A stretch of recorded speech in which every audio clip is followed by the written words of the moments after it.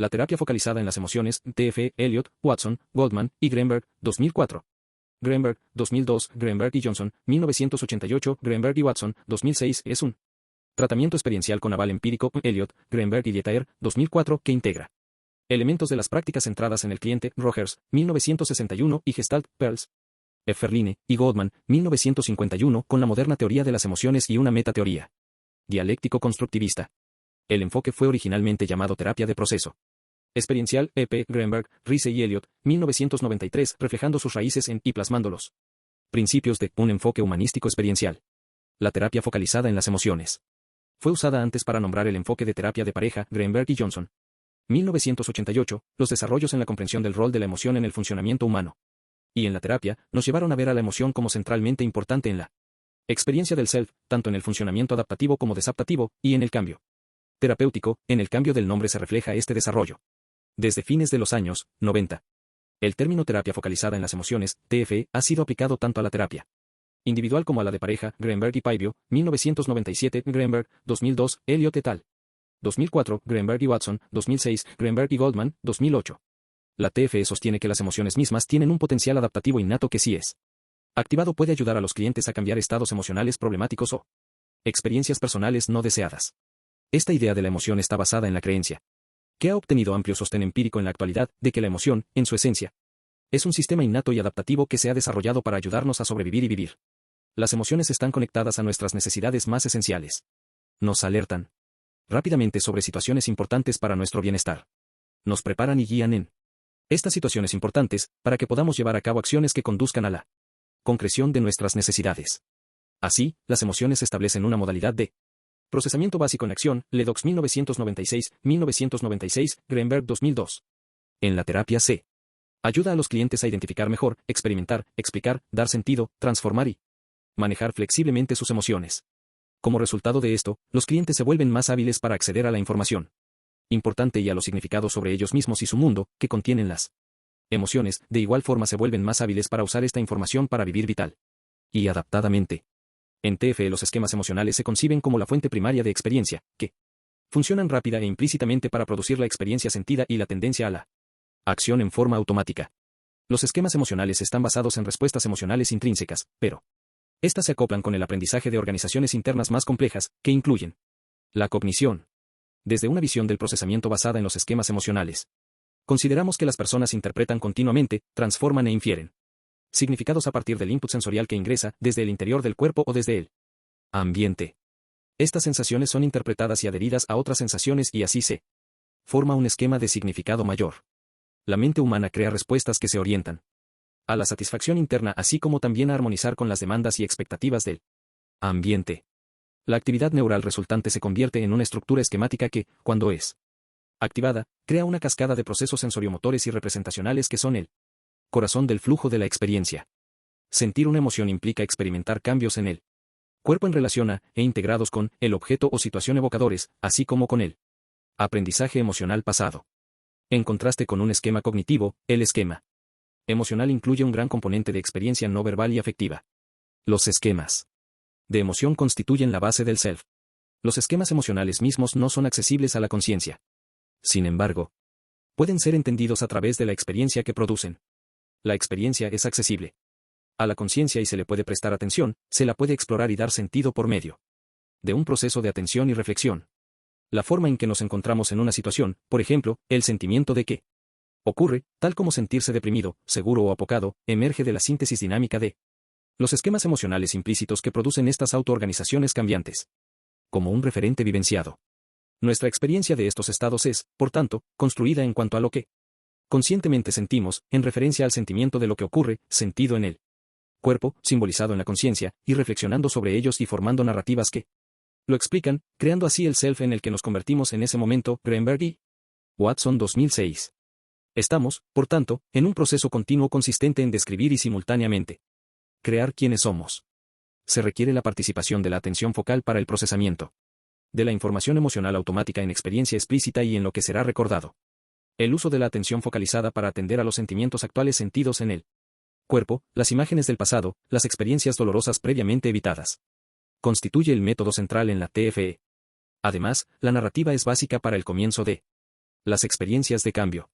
El cambio exitoso del self implica la articulación, elaboración y transformación de la historia de vida del cliente. En tanto que la TFE toma a la emoción como dato fundamental de la experiencia humana, reconoce la importancia del dar sentido y del cambio narrativo, y considera en última instancia a la emoción y a la cognición como inexorablemente inseparables. Consideramos los esquemas emocionales como la mayor estructura interna que organiza la experiencia. Brevemente, los esquemas emocionales son redes internas, idiosincrásicas e implícitas de la experiencia humana que sirven como la base de la autoorganización, incluyendo la conciencia, la acción y la identidad. Greenberg y Paivio, 1997, Greenberg et al. 1993. Especialmente, los esquemas emocionales completos contienen una variedad de elementos, incluyendo elementos situacionales, corporales, afectivos, conceptuales y de acción. La disfunción ocurre cuando los esquemas emocionales se han convertido en maladaptativos por el aprendizaje traumático y /diagonal o cuando uno o más elementos del esquema no están simbolizados en el darse cuenta. Elliot et al. 2004, Leixen, 1998. El terapeuta ayuda a los clientes a entender y a transformar su experiencia esquemática de la emoción a través de la escucha empática, las intervenciones expresivas o evocativas. Los terapeutas además ayudan a sus clientes a reevaluar los recuerdos esquemáticos de emociones, a reflexionar sobre ellos y a exponer estas estructuras a respuestas emocionales más adaptativas. Greenberg y Paivio, 1997. Otra característica importante de TFE es su enfoque diagnóstico procesal, que se refiere tanto a la emoción momento a momento como a los diferentes estados emocionales en la sesión. En relación a la evaluación de las emociones momento a momento, TFE sugiere que éstas pueden ser organizadas en 4 clases diferentes de respuesta emocional: emoción primaria, adaptativa, emoción primaria desadaptativa, secundaria reactiva y emoción instrumental. Greenberg y Safren, 1987. Germán y Greenberg las desarrollan en detalle. Dado que la experiencia emocional no es toda la misma, se sigue que distintos tipos de reacciones emocionales se benefician de distintas intervenciones terapéuticas. Greenberg y Safren, 1989, Greenberg y Paivio, 1997. Principios del cambio emocional. En la TFE el mecanismo central del cambio en la psicoterapia es el procesamiento emocional y los procesos emergentes de dar sentido. Desde la perspectiva de la TFE, el cambio ocurre dándole sentido a las emociones propias a través de la toma de conciencia, la expresión, regulación, reflexión y transformación de la emoción en el contexto de una relación empáticamente entonada que facilite estos procesos. Los principios del cambio emocional se describen a continuación. Toma de conciencia. La toma de conciencia de la emoción es el principio más fundamental. Una vez que sabemos lo que sentimos, nos reconectamos con las necesidades que están siendo señaladas por la emoción y nos motivamos para alcanzarlas. La toma de conciencia incrementada de las emociones es terapéutico de varias maneras. Tomar conciencia de y simbolizar la experiencia emocional básica en palabras brinda el acceso a la información adaptativa y a la tendencia a la acción que hay en la emoción. Es importante notar que el darse cuenta emocional no es pensar sobre el sentir, implica el sentir el sentimiento en la toma de conciencia. Solo una vez que la emoción es sentida, su articulación con el lenguaje deviene un componente importante de la toma de conciencia. La habilidad de los clientes para articular lo que están experimentando en su mundo interno es entonces un foco central en este tratamiento. El terapeuta trabaja con los clientes para ayudarlos a acceder, tolerar y regular, así como a aceptar sus emociones. La aceptación de la experiencia emocional, como opuesta a su evitación, es el primer paso en el trabajo del darse cuenta. Una vez aceptada la emoción, en vez de haber sido evitada, el terapeuta ayuda al cliente en la utilización de la misma. Aquí el cliente aprende a utilizar la emoción de la cual se ha noticiado y ha aceptado, para optimizar su afrontamiento. Se ayuda a los clientes a significar lo que la emoción les está diciendo y a identificar el objetivo /diagonal necesidad /diagonal preocupación que los está organizando para lograrlo. La emoción se usa así, tanto para informar como para movilizar. Los terapeutas se acercan y valoran la emoción entonando con la experiencia emocionalmente conmovedoras. Mediante las respuestas empáticas evocativas a las historias del cliente, la atención de este último es dirigida hacia aquello conmovedor en su vida. En este proceso los terapeutas utilizan el lenguaje cuidadosamente, evitando las expresiones teóricas o la narrativa externa, haciendo conjeturas empáticas y empleando el lenguaje del mundo interno del cliente, describiendo las experiencias de modo particular y no genérico, en términos sensoriales y no conceptuales. Con el tiempo, los clientes aprenden a prestar atención a lo interno y crece su toma de conciencia del significado emocional de su experiencia. Si la experiencia emocional está bloqueada, la atención a lo interno puede requerir además la adquisición de una mayor toma de conciencia de la experiencia corporalmente sentida, conectada con la emoción. La relación de trabajar segura y de Aceptación, libre de preocupaciones acerca del enjuiciamiento del terapeuta, sostiene este. Movimiento hacia el interior. Expresión. Se ha demostrado recientemente que la expresión emocional es un aspecto único del procesamiento emocional que predice modificaciones en cuestiones tales como el cáncer de pecho. Stanton, Danforth, Cameron, Bishop, Collins, Kirk, Sborowski y Twillman, et al. 2000, y daños emocionales interpersonales incluyendo el trauma, Greenberg y Malcolm. 2002, Paivio y Neubenhuis, 2001, Paivio, Hall, Olobatí, Yelis y Tran, 2001, Foa y Jacques. 1999, la expresión de la emoción en terapia no implica dar salida a la emoción, sino superar la evitación para experimentar fuertemente y expresar emociones previamente. Coartadas, Foa y Kousk, 1986, Greenberg y Safren, 1987. El afrontamiento expresivo puede ayudar a entender y a clarificar preocupaciones centrales y servir para promover la persecución de objetivos. Hay una fuerte tendencia humana a evitar emociones dolorosas.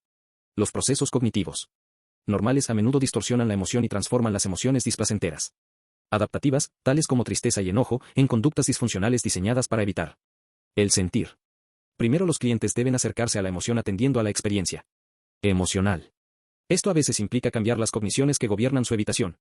Luego, los clientes deben permitirse tolerar estar en vivo contacto con sus emociones. Estos dos pasos son consistentes con la idea de exponerse. Está ampliamente comprobada la efectividad de la exposición a sentimientos previamente evitados, Foa y Jacques, 1998. De todos modos, desde la perspectiva experiencial, el acercamiento, la activación y la tolerancia de la experiencia emocional es necesaria pero no suficiente. El procesamiento emocional óptimo implica la integración de la cognición y el afecto. Greenberg, 2002, Greenberg y Pascual Leone, 1995, Greenberg y Safren, 1987. Una vez logrado el contacto con la experiencia emocional, los clientes deben además orientarse cognitivamente a esa experiencia considerada como información y explorarla, reflexionar sobre ella y significarla. Sin embargo, el efecto de la activación emocional en terapia depende de la calidad de la alianza terapéutica. Ibacabe, Rougen y Stalikas 2000 documentaron que una gran activación predecía un buen resultado de la sesión, solamente cuando había una fuerte alianza. No puede haber una regla universal sobre la efectividad de la activación emocional o del recuerdo de la expresión emocional. El rol de la activación y el grado en que podrá ser útil en terapia depende de cuál emoción sea expresada, sobre qué tema, de cómo sea expresada, por quién, a quién, cuándo y bajo qué condiciones, y de qué manera la expresión emocional sea seguida por otras experiencias de afecto y significado. Welten. 2004, la activación es necesaria, pero no suficiente para el progreso terapéutico. Recientemente, Greenberg, Ausra y Hermann, 2007, descubrieron que era el grado de productividad del procesamiento de las emociones activadas, más que la activación por sí sola, lo que distinguía los casos con buen o pobre resultado. Regulación. El tercer principio del procesamiento emocional incluye la regulación de la emoción. Facilitar la habilidad para tolerar y regular la experiencia emocional es así otro paso importante del proceso de cambio. Es claro que la activación y la expresión de la emoción no es siempre útil o apropiada en la terapia o en la vida y que, para algunos clientes, entrenarse en la capacidad para la regulación emocional debe antecederlas o acompañarlas.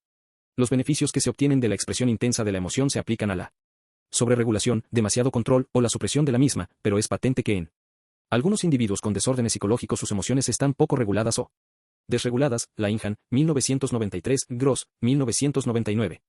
Las cuestiones importantes en cualquier tratamiento son, entonces, qué emociones deben ser reguladas y de qué manera. Emociones poco reguladas suelen ser, o bien emociones secundarias, tales como la desesperación y la desesperanza, o emociones maladaptativas primarias, tales como la vergüenza de no ser valioso, la ansiedad de la inseguridad básica y el pánico. Se ha demostrado que los clientes con baja regulación emocional se benefician tanto de la validación y del aprendizaje de la regulación de la emoción, como de las habilidades para tolerar el malestar. Laihan, 1993. El proveer un ambiente seguro, validante, de apoyo y empático ayuda a aliviar el poco regulado malestar que se genera automáticamente. Bouchard y Greenberg, 1997, y ayuda a fortalecer el self. Las habilidades para la regulación emocional incluyen cuestiones como identificar y nombrar las emociones, permitirse tolerar emociones, establecer una distancia de trabajo, incrementar las emociones positivas, reducir la vulnerabilidad a las emociones negativas, el autoalivio, la respiración y la distracción. La regulación de las emociones subreguladas implica entonces tomar alguna distancia de la desesperación abrumadora y desesperante /diagonal o el desarrollo de capacidades autocalmantes para calmar y consolar las ansiedades nucleares y la humillación. En vez de instalarse en estas actividades, son útiles la experiencia positiva y el apoyo. Las emociones desadaptativas de vergüenza nuclear y los sentimientos de precaria vulnerabilidad también se benefician de la regulación, a los efectos de crear una distancia de trabajo de los mismos, en vez de quedar abrumados por ellos. Algunas modalidades de meditación y autoaceptación resultan ser muy útiles para lograr una distancia de trabajo de las emociones abrumadoras nucleares. La habilidad para regular la respiración y para observar las propias emociones y dejarlas ir y venir son procesos para regular el malestar emocional. Tratamientos de conciencia plena, mindfulness treatments, han resultado ser efectivos para tratar desórdenes de ansiedad generalizada y pánico. Kabat-Zinn, Masion. Christele, Peterson, Fletcher, Berg, Lenderkin y Santourelli, 1992, dolor crónico, Cabot. Zinn, Lipworth, Bernie y Sayers, 1986, y la prevención de una recidiva en la depresión. Tisdale, Siegel, Williams, Reebok, Soulsby y Lau, 2000. La conciencia plena de las emociones, junto con el registro de la respiración, es útil para regular los síntomas de la depresión y la ansiedad y ayuda en su afrontamiento. Otro aspecto importante de la regulación es el desarrollo de las habilidades de los clientes para tolerar la emoción y autocalmarse. La emoción puede morigerarse desarrollando la tolerancia y el calmarse en una variedad de niveles distintos de procesamiento. La calma psicológica implica la activación del sistema nervioso parasimpático para regular el ritmo cardíaco, la respiración y otras funciones simpáticas que se aceleran bajo el estrés. En el nivel conductual y cognitivo más deliberado. Promover las habilidades de los clientes para recibir sus experiencias emocionales dolorosas y ser compasivos con ellas es el primer paso hacia la tolerancia de la emoción y el autoalivio. Parece ser que simplemente el reconocer, permitir y tolerar la emoción es también un aspecto importante para ayudar a regularla. Este alivio de la emoción puede ser generado por los mismos individuos, reflexivamente, por una agencia interna o por otra persona. Como ya hemos visto, el autoalivio implica, entre otras cosas, la respiración diafragmática, la relajación, el desarrollo de la autoempatía y la compasión y el diálogo consigo mismo. El alivio también ocurre interpersonalmente en la forma de un entonamiento empático con el afecto propio y a través de la aceptación y validación por parte de otra persona. El poder autoaliviarse se desarrolla inicialmente por la internalización de las funciones calmantes del otro protector, Shroff, 1996, Stern, 1985. En la TFE los terapeutas ayudan a sus clientes a contener y regular la experiencia emocional brindando un ambiente tranquilizador. Con el tiempo, esto es internalizado y ayuda a los clientes a desarrollar el autoalivio implícito, la habilidad para regular los sentimientos automáticamente sin esfuerzo deliberado. Reflexión. Además de reconocer las emociones y simbolizarlas en palabras, promover la ulterior reflexión sobre la experiencia emocional ayuda a la gente a encontrar el sentido de su experiencia y promueve su asimilación en la narrativa permanente del self. Lo que hacemos de nuestra experiencia emocional nos hace lo que somos. La reflexión nos ayuda a crear un nuevo significado y a desarrollar una nueva narrativa para explicar la experiencia. Greenberg y Pascual Leone, 1997, Greenberg y Angus, 2004, Goldman, Greenberg y Poss. 2005, Penibker, 1995. Penibker 1995 ha demostrado los efectos positivos de la escritura en la que se expresa la experiencia emocional, sobre la actividad del sistema nervioso autónomo, el funcionamiento inmune y la salud física y emocional y concluye que a través del lenguaje, los individuos pueden organizarse, estructurarse y luego asimilar tanto las experiencias emocionales como los eventos que puedan haber provocado las emociones. Esto implica claramente procesos conceptuales conscientes. La exploración de la experiencia emocional y la reflexión sobre lo que se descubre es así otro proceso importante del cambio. La reflexión ayuda a dar sentido a la experiencia activada. En este proceso, los sentimientos, las necesidades, la experiencia propia, los pensamientos y metas de diferentes partes del self son identificados. Se puede experimentar y comprender cómo las partes del self están conectadas. Se entiende como una voz del self condenatoria lleva a sentimientos de vergüenza y depresión y esto ayuda a la gente a reconocer su actividad en la creación de la experiencia problemática. Se le da significado a las situaciones que han evocado la emoción. El resultado de esta reflexión es un profundo autoconocimiento experiencial. Transformación. El último y probablemente más importante modo de tratar con la emoción en terapia implica la transformación de la emoción por la emoción. Esto implica específicamente la transformación de emociones desadaptativas primarias tales como el miedo y la vergüenza. Greenberg, 2002. Este principio del cambio emocional sugiere que un estado emocional desadaptativo puede ser transformado anulándolo al activar otro estado emocional más adaptativo. Spinoza 1967 fue el primero en notar que se necesita de una emoción para cambiar otra emoción. Él propuso que una emoción no puede ser refrenada o removida, a no ser por una emoción opuesta más fuerte, X4, p. 1 a 5. El razonamiento claro casi nunca es suficiente para cambiar las respuestas emocionales basadas en la emergencia automática. Darwin 1897 al retroceder de un salto ante el ataque de un víbora encerrada en un frasco, notó que al haberse acercado con la determinación de no retroceder, su voluntad y razón no tenían poder por sobre la imaginación de un peligro que nunca había experimentado. Más que razonar con la emoción, uno puede transformar una emoción en otra. Con el tiempo, la coactivación de la emoción más adaptativa en respuesta a la emoción desadaptativa ayuda a transformar esta última. En tanto que el pensar normalmente cambia. Los pensamientos, solo sintiéndose pueden cambiar las emociones. Un importante objetivo de la TFE es así llegar a la emoción desadaptativa, no por su buena información y motivación, sino para hacerla accesible a la transformación. Es importante notar que el proceso de cambio de la emoción con la emoción va más allá de la idea de catarsis o terminación y descarga, exposición, extinción o habituación, en tanto que el sentimiento desadaptativo no es purgado ni es simplemente atenuado por la persona que lo siente. Más bien, otra emoción se usa para transformarlo o anularlo. Aunque la exposición a la emoción puede a veces ser útil para superar el afectofobia, en varias situaciones en la terapia, el cambio también ocurre porque una emoción es transformada por otra emoción, más que simplemente atenuarla. En estos casos el cambio emocional ocurre por la activación de una experiencia incompatible, más adaptativa, que anula o transforma la vieja respuesta. Esto implica más que simplemente sentir o enfrentar el sentimiento para disminuirlo. El cambio emocional ocurre por la activación de una experiencia incompatible, más adaptativa, que reemplaza o transforma la vieja respuesta. Fredrickson 2001 por ejemplo ha demostrado que una emoción positiva puede debilitar el lazo que una emoción negativa tiene en la mente de una persona, ampliando el repertorio momentáneo de acciones pensadas de una persona. Se descubrió que experiencias de júbilo y alegría producían una recuperación cardiovascular más rápida de emociones negativas que una experiencia neutral. Fredrickson, Mancuso, Brangan y Taggart 2000. Comprobaron que individuos resilientes recuperan emociones positivas para anular experiencias emocionales negativas. Así, en primera instancia, los malos sentimientos parecen ser transformados por sentimientos felices, no en una forma deliberada, tratando de ver el mejor lado de las cosas o reemplazándolo, sino por la evocación de una experiencia alternativa significativamente adquirida que anula la fisiología y la experiencia del sentimiento negativo. Se ha descubierto que en el dolor anímico, la risa es un predictor del tiempo para la recuperación.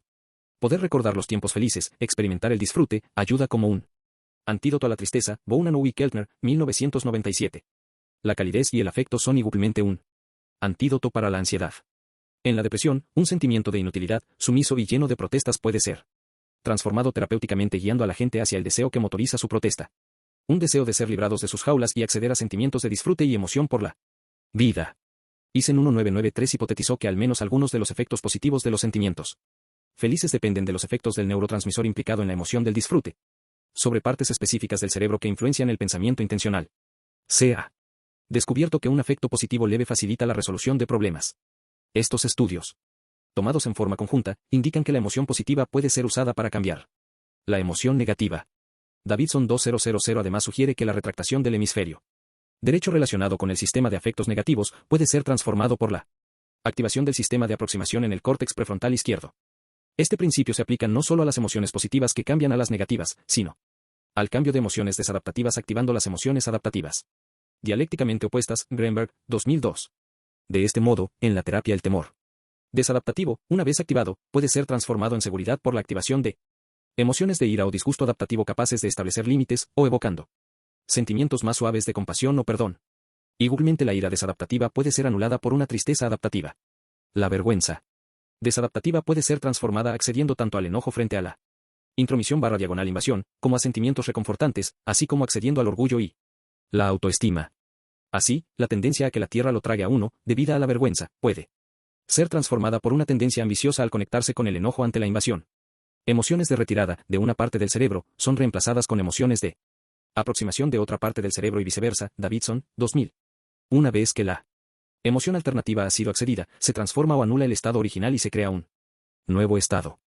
En TFE la transformación viene del acceso del cliente a un nuevo estado emocional en la sesión, que anula la vieja emoción desadaptativa. ¿Cómo accede el terapeuta a nuevas emociones? El terapeuta presta atención a las emociones subdominantes que son expresadas en la periferia de la conciencia del cliente y ayuda a éste a prestarles atención y a experimentar las emociones primarias más adaptativas y las necesidades que proveen. Resiliencia interna. Otros métodos para acceder a la nueva emoción incluyen la acción y la imaginación para evocar nuevas emociones, recordando el tiempo en que la emoción fue sentida, cambiando el modo en que el cliente ve las cosas, o aún, expresando una emoción por el cliente.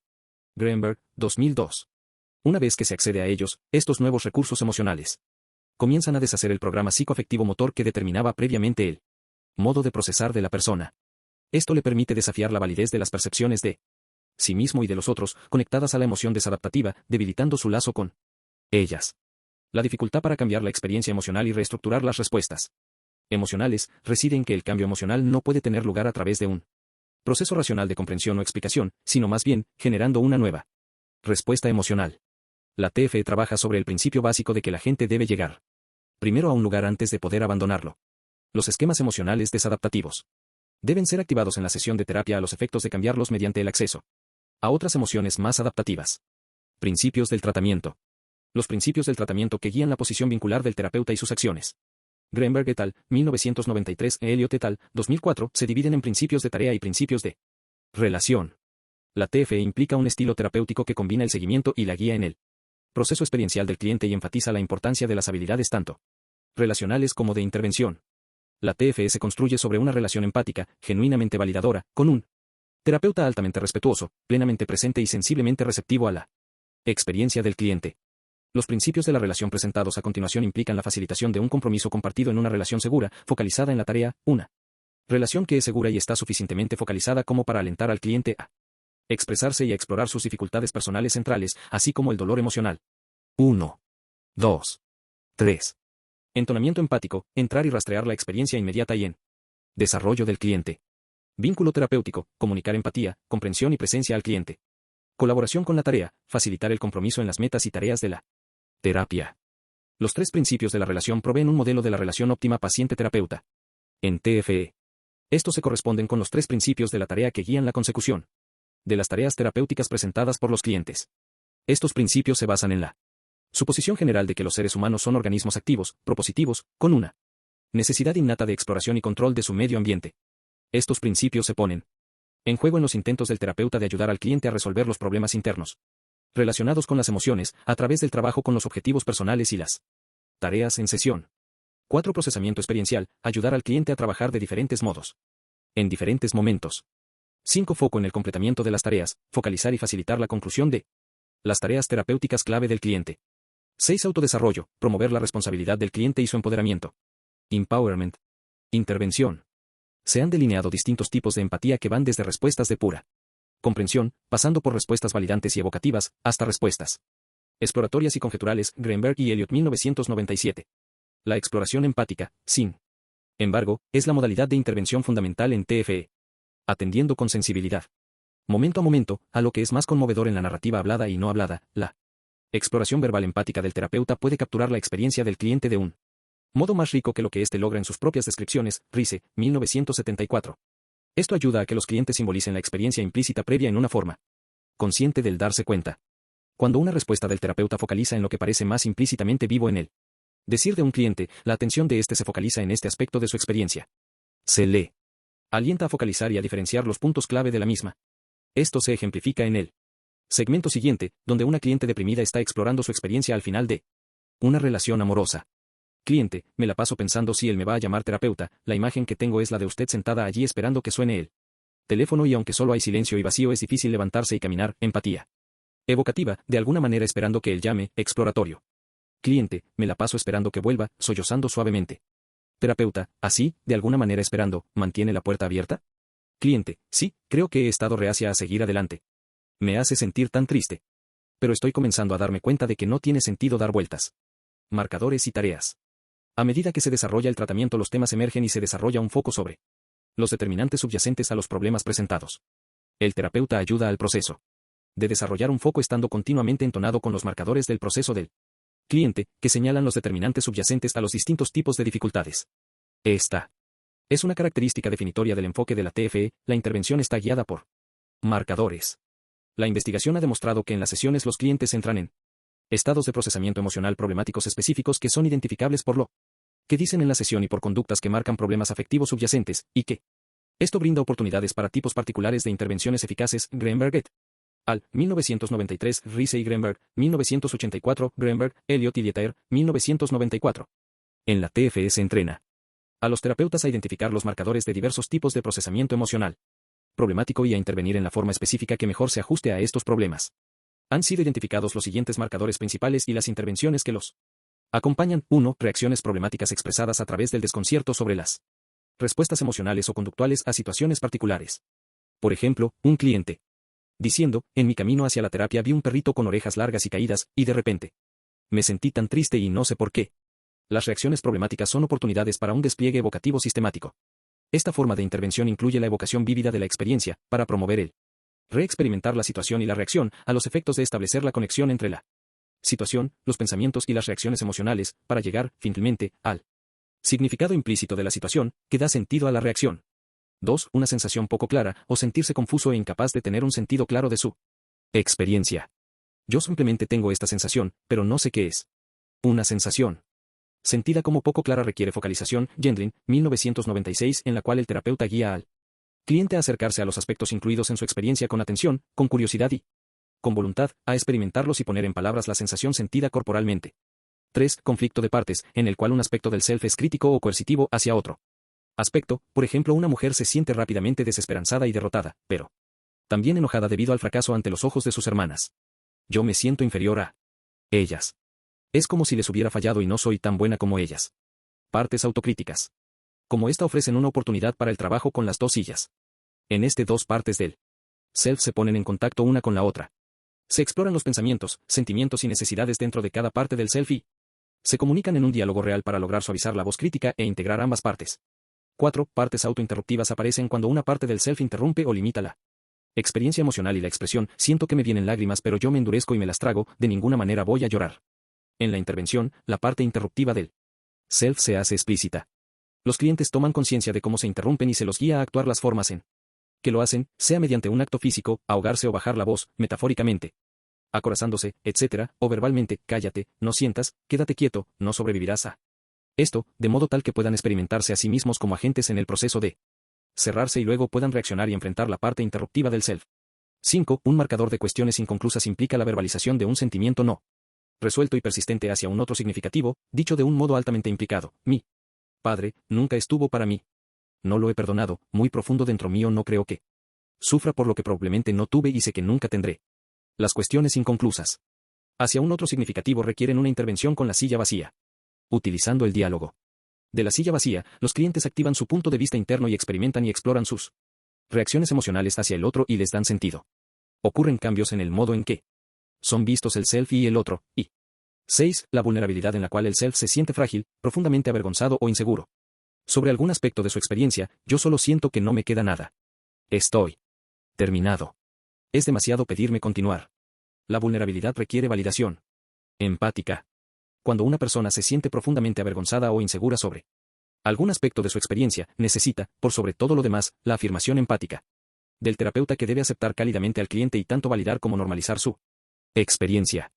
La identificación de estos marcadores del cliente no solo ayuda a focalizar el tratamiento, sino que, cuando los clientes expresan un marcador en sesión, esto le indica al terapeuta que el procesamiento de un problema afectivo particular está actualmente activado y es receptivo a la intervención.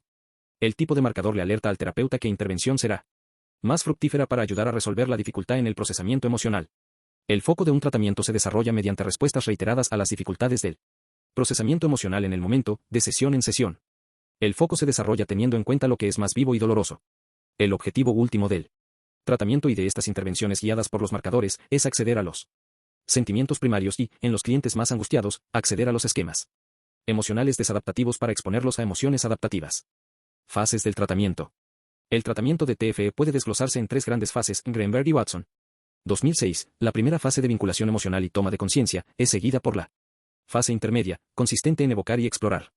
Finalmente, la terapia concluye con una fase de transformación, que incluye la construcción de alternativas mediante la generación de nuevas emociones, así como la reflexión para crear nuevos sentidos. Fase 1, vinculación emocional y toma de conciencia. Esta fase incluye los siguientes 4 pasos. 1. Prestar atención a, empatizar con y validar los sentimientos del cliente y su actual sentido del self. 2. Proveer una razón para trabajar con la emoción.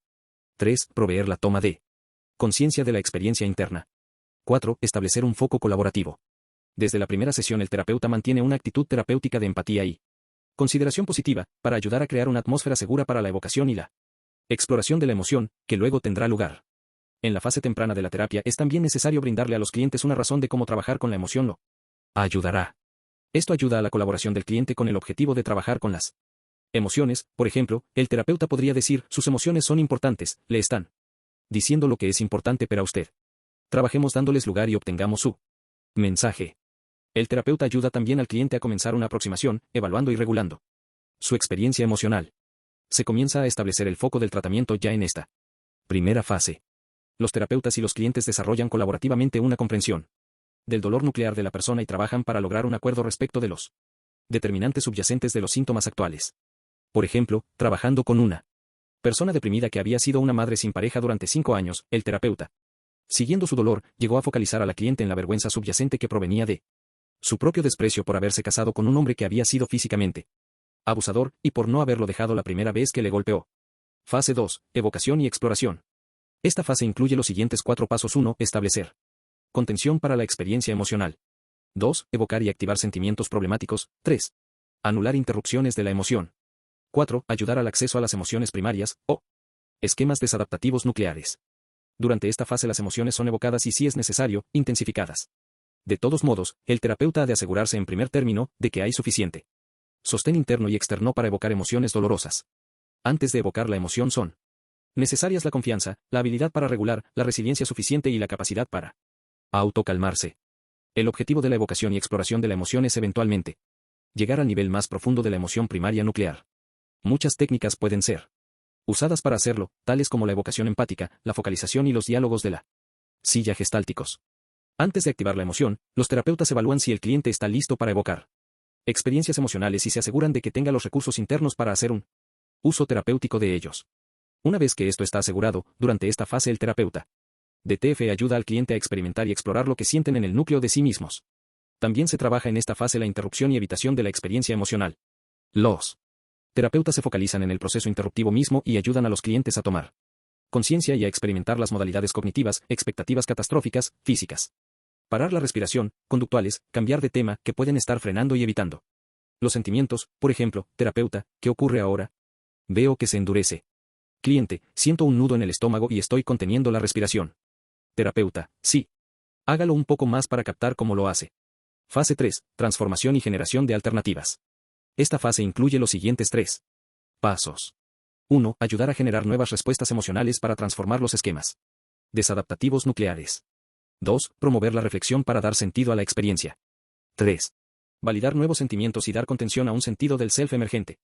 Habiendo llegado a una emoción nuclear, el énfasis cambia a la construcción de modos alternativos de responder emocional, cognitiva y conductualmente.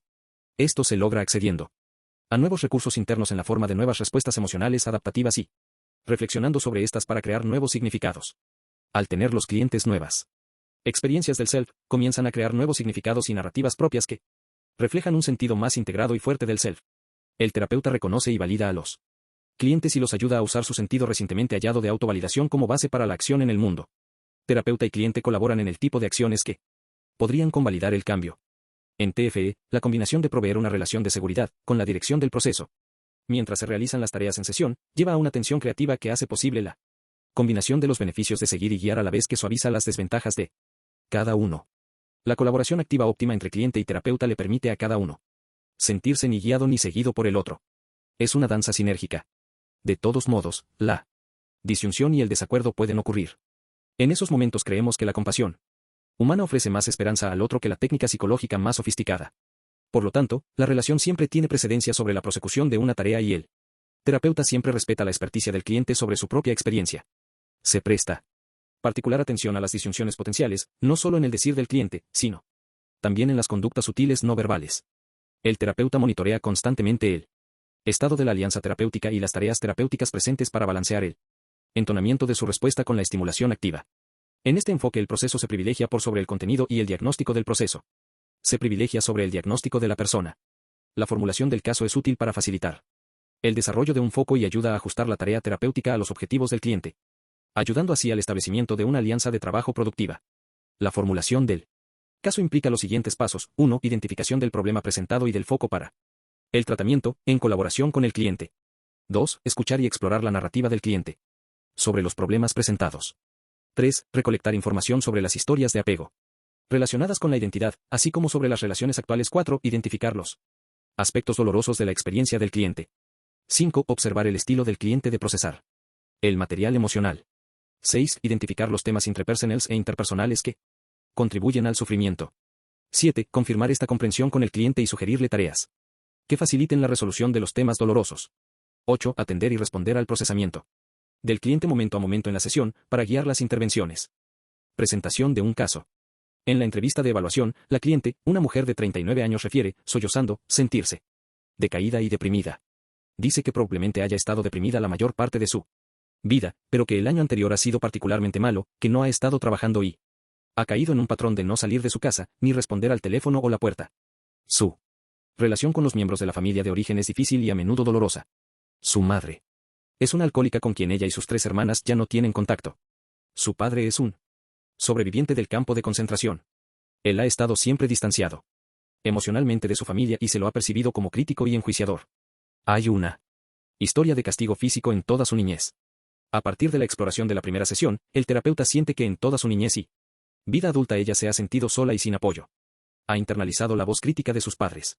Y a menudo se juzga a sí misma como un fracaso. Dentro del contexto de un pasado físico y emocionalmente abusivo, casi siempre se sintió emocionalmente insegura y abandonada. El terapeuta y la cliente pasaron las primeras sesiones estableciendo los principales asuntos que estaban relacionados con su depresión actual. El terapeuta escucha usando afirmaciones empáticas, exploraciones y formulaciones para comunicar su comprensión a la cliente. Hacia el final de la tercera sesión, el terapeuta confiaba en su formulación del proceso. Desde el punto de vista del estilo de procesamiento emocional de la cliente, el terapeuta observa que ella es capaz de focalizar en su experiencia interna, particularmente en respuesta a las respuestas empáticas del terapeuta que la focalizan internamente. Como ella refiere, sin embargo, tiende a evitar, como muchas personas lo hacen, las emociones dolorosas y difíciles. De hecho, parece existir un patrón emocional identificable, donde ella se sumerge en estados de indefensión y desesperanza cuando empieza a sentir emociones primeras de tristeza y enojo y como respuesta a su experiencia de necesidad de cercanía y aceptación. Esto se puede pensar como un procesamiento emocional desadaptativo. Además, ella parece haber internalizado una autocrítica relacionada con temas de fracaso, que emergía en el contexto de sus relaciones familiares. También eran evidentes asuntos inconclusos emergentes de su temprana relación con el padre. Tenía un resentimiento y una tristeza inexpresados hacia él, que afectaban su propio sentimiento de autovaloración. El objetivo del tratamiento resultó ser resolver el conflicto de autocrítica para resolver los sentimientos no resueltos hacia su padre.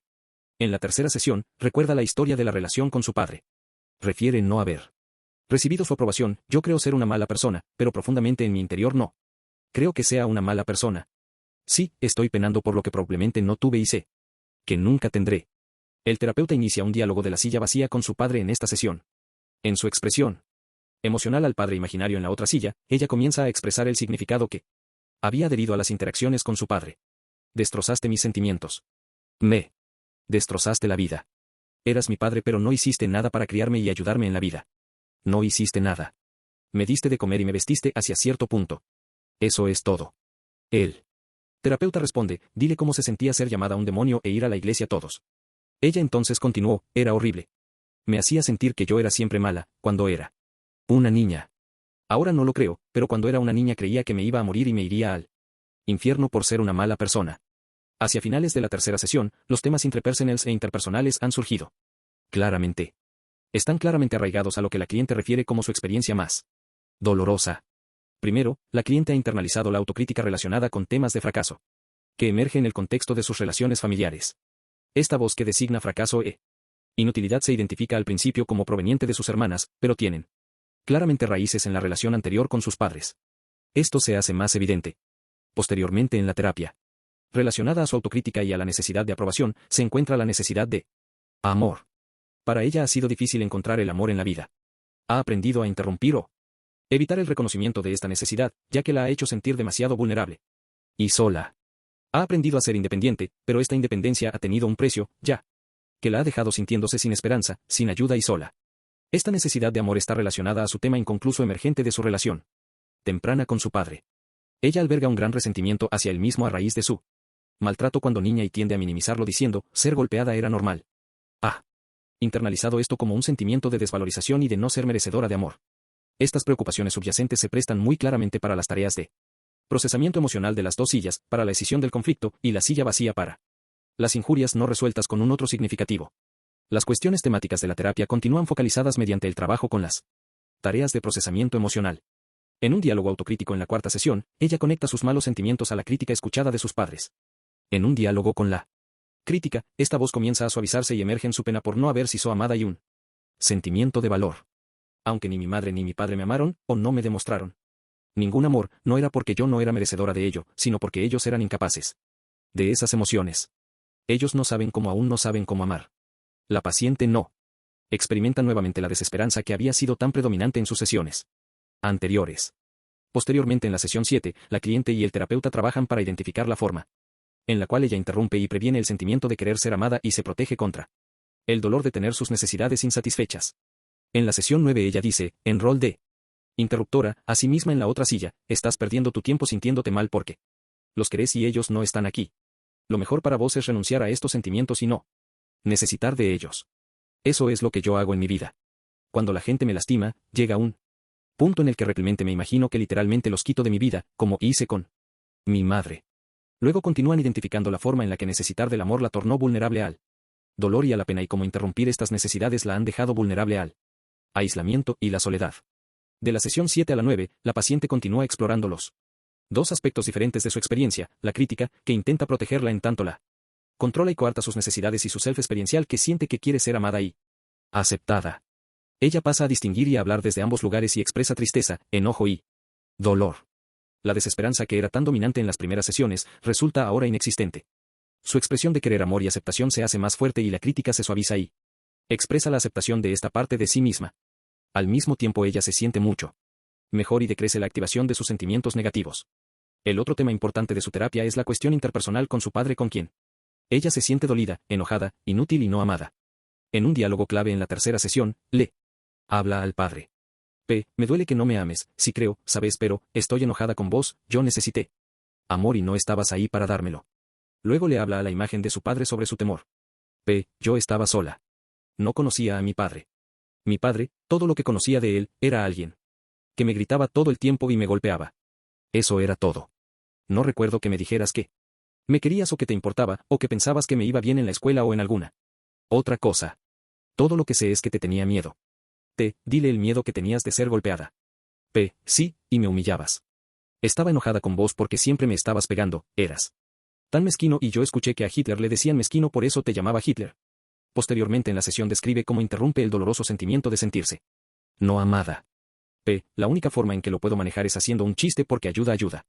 Porque cuando me lo tomo muy en serio, me deprimo y no puedo funcionar. Así que aprendí a reírme y sé que tengo ese humor sarcástico sobre las cosas. Porque bajo la risa creo hay mucho dolor y odio. Ella sigue expresando su dolor en un diálogo de temas no resueltos. Te odio. Te odio, no hay duda sobre esto en mi mente. Te he odiado por años. Me enoja cuando te veo en reuniones familiares y no me siento bien de estar ahí y actúas como si nada hubiese ocurrido. Más tarde en la sesión, expresa pena y dolor ante la inhabilidad de su padre para hacerla sentir amada. Yo creo, me la paso pensando que nunca serás un padre, que levantarás el teléfono y simplemente me preguntarás cómo ando. Me duele que no me quieras, supongo. ¿Sabes? Termina la sesión con el reconocimiento de que lo que ella necesitaba era aceptable. Necesitaba ser abrazada una vez cada tanto, o que me dijesen que yo estaba bien. Creo que eso es normal. Al acceder tanto al orgullo y enojo, como al dolor de su pérdida, su vergüenza nuclear se deshace. Greenberg, 2002. La cliente así comienza a cambiar su creencia sobre que el fracaso de amor de su padre no era porque ella no fuera digna de ser amada. Le dice a Ellen: la silla vacía, estoy enojada con vos porque crees que eras un buen padre, dijiste que nunca nos golpeabas y es la mentira más grande sobre la tierra, nos molías a palos constantemente, nunca nos mostraste amor, nunca nos mostraste afecto, nunca reconociste nuestra presencia, excepto para limpiar o hacer cosas de la casa. Habiendo procesado su enojo y su tristeza y transformando su vergüenza, adopta una posición más compasiva y comprensiva hacia su padre. En un diálogo con la silla vacía con su padre en la sesión 10, dice: entiendo que has pasado por mucho dolor en tu vida y probablemente es por este dolor, por las cosas que has visto, que te has distanciado. Tenés temor quizás de dar amor en la forma en que se debe dar y acercarte demasiado a alguien. Porque significaría que podrías perderlo. Sabes, yo ahora lo pude entender en tanto que, mientras crecía, no podía entenderlo. Ella puede continuar haciéndolo responsable por la manera en que la desilusionó y la lastimó y también puede dar un lugar central a la compasión en el desarrollo de un nuevo entendimiento de sus luchas internas. Vos sabés ser una víctima del campo de concentración, tuvo un gran impacto en vos. En vez de ser un adolescente, fuiste un prisionero de guerra.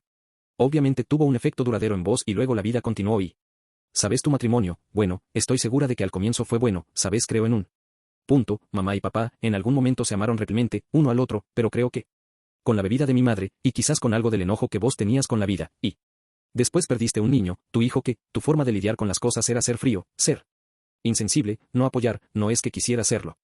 Creo que no sabías cómo. Yo puedo entender realmente o puedo tratar de sentir tu pena y entender que hiciste lo mejor que pudiste, sabiendo lo que sabías.